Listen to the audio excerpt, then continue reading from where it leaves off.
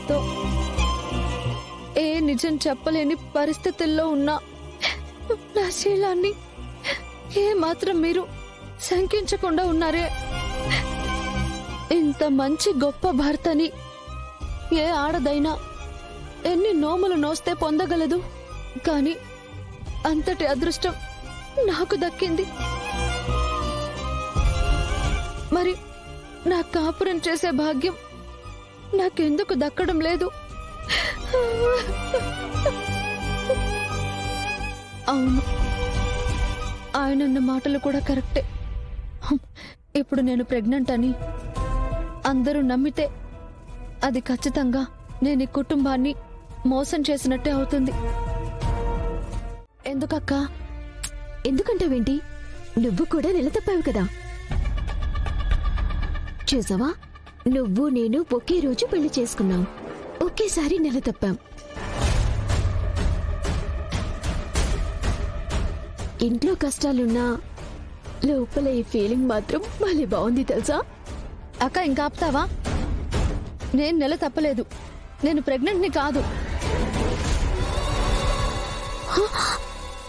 అయ్యో, అలా అంటున్నావేంటి శరణ్య?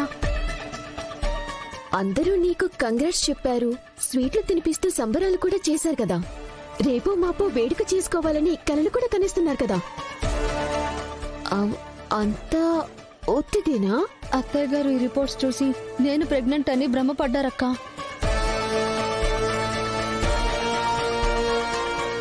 నీ పేరే ఉంది కదా శరణ్య దీని మీద. ఇవి నీ రిపోర్ట్సేగా. నావి కాదక్క, ఇవి నీవి. నీ పేరుకు బదులు నా పేరు పడింది.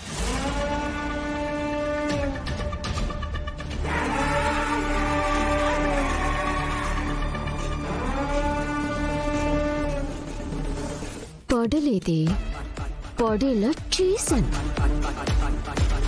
అవునా? అరేరేరేరేరే, ఎంత పనైపోయింది. అదే కదక్క, ఇప్పుడు ఇంట్లో కొత్త సమస్య తీసుకొచ్చేలా ఉంది.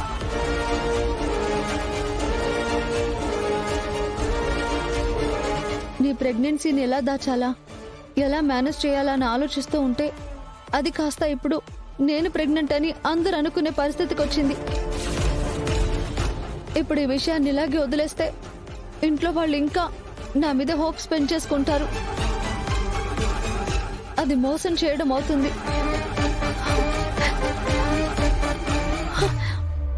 అందుకే అక్క, ఈ రిపోర్ట్స్ నావి కాదు, నీవని అత్తయ్య గారితో చెప్పేస్తాను.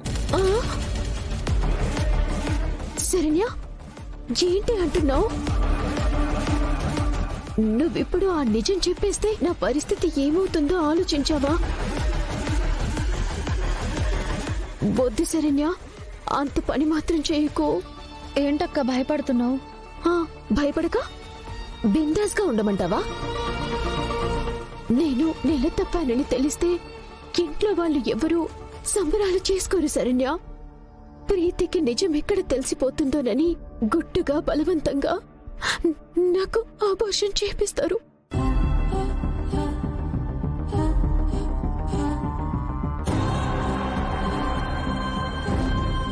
ఆ తర్వాత నన్ను ఈ ఛాయల్లో కూడా రాకుండా దూరంగా ఎక్కడికైనా పంపించేస్తారు శరణ్య. ఇంకా ఎప్పటికీ నేను ఈ గడపలో అడుగు పెట్టలేను, నా భర్తకి దగ్గర కాలేను. ఇంకా నా జీవితం చీకటై అంధకారంలో చస్తూ బతకాల్సిందే శరణ్య.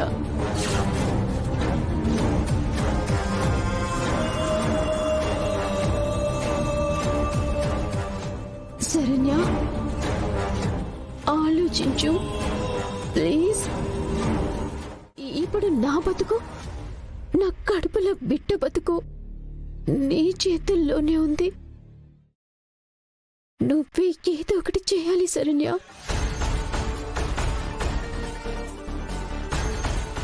ఏదో ఒకటంటే ఏం చేయాలక్క? నా పరిస్థితి కూడా నువ్వు చూస్తున్నావు కదా. వీళ్ళంతా నేను ప్రెగ్నెంట్ అని సంతోషంగా ఉన్నారు. ఈ సంతోషం స్టార్టింగ్ లోనే నిజం చెప్పేస్తే చిన్న పొరపాటుగా విషయం సాల్వ్ అయిపోతుంది. ఇదే మాట నేను ఇంకా ఆలస్యం చేస్తే తర్వాత చాలా పెద్ద ప్రమాదం అయిపోతుంది. నేను చెప్పేస్తానక్క. ఇప్పుడు నీకొచ్చిన కడుపుని దాచడం ఎంత కష్టమో, నాకు లేని కడుపుని ఉందని అందరినీ నమ్మిస్తే కూడా అంతకు మించిన సమస్య అవుతుందక్క. నా మాట వినక్క. నువ్వనేది కూడా కరెక్టే శరణ్య, కానీ అది ఇప్పుడే చెప్పొద్దు. కొద్ది రోజులు ఎలాగోలాగా మేనేజ్ చేద్దాం. నా కడుపులో పిండం బలపడి ఆబర్షన్ కి వీలు కాకుండా అవుతుంది కదా, అప్పుడు ఎలాగోలా ఈ సమస్యని క్లియర్ చేసుకోవటానికో దారి దొరుకుతుంది. అంతవరకు ప్లీజ్ శరణ్య, కడుపులో బిడ్డ పిండంగానే రాలిపోకూడదు. దీన్ని ఊపిరి పోసుకొని శరణ్య, ప్లీజ్ శరణ్య.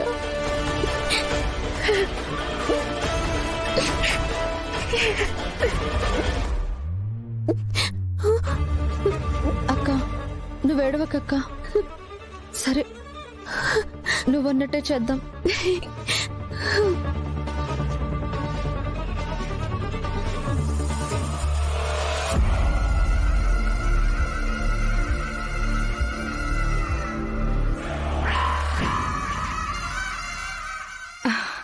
ఏందమ్మే నువ్వు చేసే స్క్రీనింగ్ ప్లే ఎటు నుంచి ఏడు తిరుగుతూ ఉండదో అసలేం అర్థమే సావట్లేదమ్మే.